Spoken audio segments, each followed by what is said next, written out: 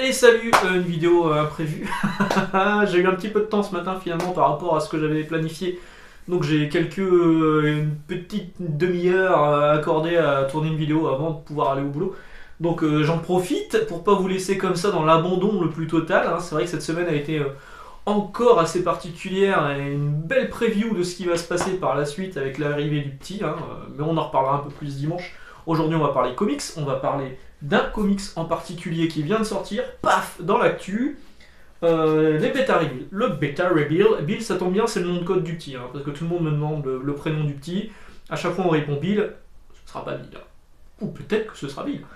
Mais voilà, donc bêta reveal est sorti, donc là nous sommes jeudi, il est sorti hier, mercredi 13, on est le 14, je crois que c'est ça.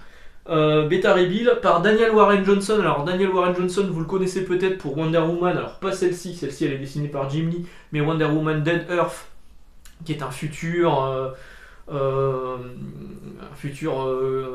on dit, un futur catastrophique en fait, hein, voilà, un futur où il s'est passé plein de merde, il reste plus que Wonder Woman qui se réveille. Je vous le recommande, hein, Wonder Woman Dead Earth. C'est vrai qu'à la première lecture, j'avais vraiment du mal à rentrer dedans, parce que j'ai vu ce film, parce que c'était pas le Wonder Woman que j'attendais, mais finalement je l'ai relu derrière, et là je me suis régalé, parce qu'il n'y avait plus les mêmes attentes, et vraiment je vous le recommande, c'est une super lecture. Daniel Warren Johnson avait aussi fait Murder Falcon, disponible chez Delcourt, que je vous recommande également, c'est un comics indépendant sur un musicien, j'en avais fait une vidéo d'ailleurs, sur un musicien qui a un esprit du combat, qui a une espèce de mec super bodybuildé avec une tête d'aigle, enfin de faucon du coup, qui est vraiment très très bien aussi. Et le style graphique de Daniel Warren Johnson est vraiment particulier, il est vraiment très très cool. Voilà, moi j'aime beaucoup. Ce qu'il faut savoir en toute chose, c'est que ça se lie complètement dans la continuité du Thor de Donny Cates. Alors le Thor de Donny Cates, c'est celui-ci. Petit bémol, c'est que le Thor de Donny Cates en français, pour l'instant, il est disponible que dans les fascicules Avengers Universe. Ça arrivera sans doute l'année prochaine dans son propre 100% Marvel en librairie.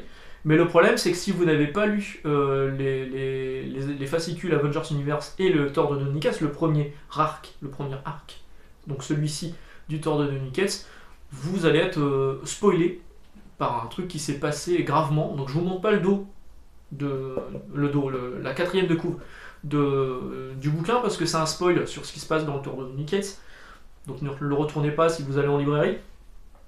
Et du coup c'est vraiment dommage, hein, parce que les gens qui n'ont pas lu le fascicule vont être complètement paumés, alors que si ça c'était sorti à peu près en même temps, enfin surtout si ça c'était sorti déjà, je comprends pas en fait, sur les fascicules de Avengers Universe, ils sont déjà au deuxième arc, hein, quasiment à la fin du deuxième arc du Thor de Donny Cates, et il n'y a toujours pas de date pour une version reliée librairie du premier arc. C'est vraiment con. Ils auraient dû le sortir, la Panini aurait dû le sortir là maintenant, en même temps que ça, parce que ça c'est vraiment complémentaire du run de Donny Cates.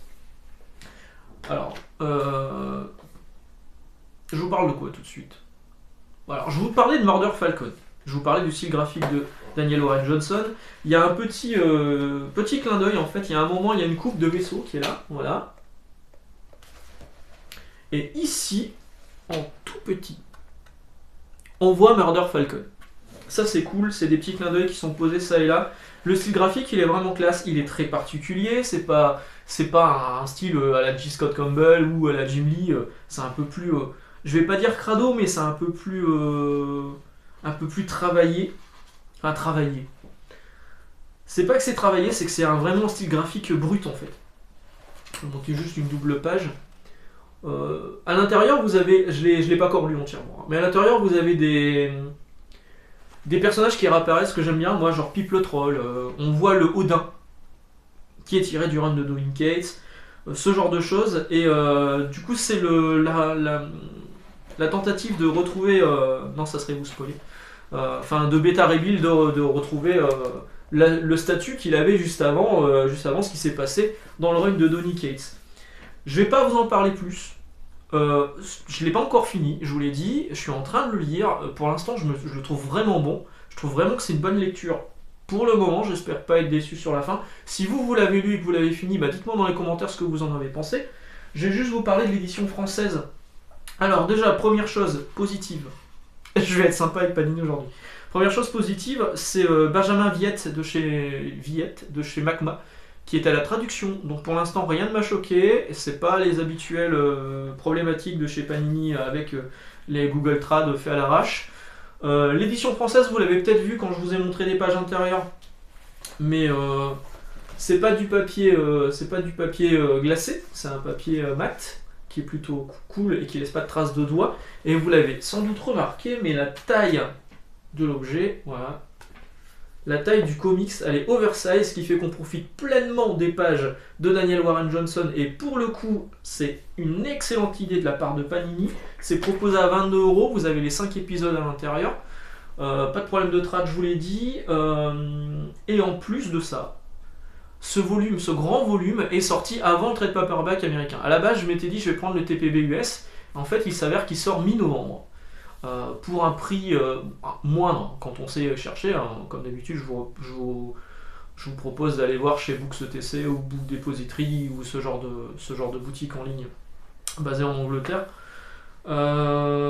Mais là, pour 22€, vous avez un format qui est plus grand et qui est beaucoup plus luxueux. C'est une couverture dure et là, je dis chapeau, bravo Panini.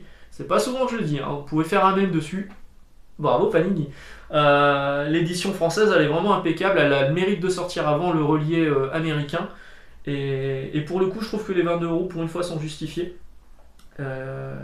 En plus d'être un récit qui est vraiment pas dégueulasse. Je sais qu'il existe une édition collector. L'ami Denis m'en avait touché un mot. M'avait dit là c'est cool, ils ont fait une édition collector et il y a une version un peu relief sur la couverture. C'est plutôt sympa, ouais. Maintenant, moi je travaille en librairie, je l'ai pris dans ma librairie. Oui, pardonnez-moi mon père, j'ai péché, j'ai acheté du Panini en VF. Mais voilà. Je pense que pour le coup ça les vaut et je vous invite à vous pencher dessus si vous avez lu le run de Donny Cates. Et si vous n'avez pas lu le run de Donny Cates, attendez la sortie du 100% Marvel, j'espère sous peu, mais là pour l'instant le planning de chez Panini va jusqu'au mois de février et il n'est pas dans les plannings encore. Je crois pas. Faudrait que je revérifie. Mais dès que ça sortira, je vous invite à lire ça. Une fois que vous avez lu le premier arc de Thor, lancez-vous là-dedans, c'est vraiment très très bon. Et si vous l'avez lu, évidemment, c'est un parfait complément au run de Thor de Donny Cates. Je vous souhaite une excellente journée. Je vous retrouve dimanche. Désolé pour le petit loupé qu'il y a eu en début de semaine, vu qu'il n'y a pas eu de vidéo mardi. On en reparle dimanche. Bonne journée. Ciao.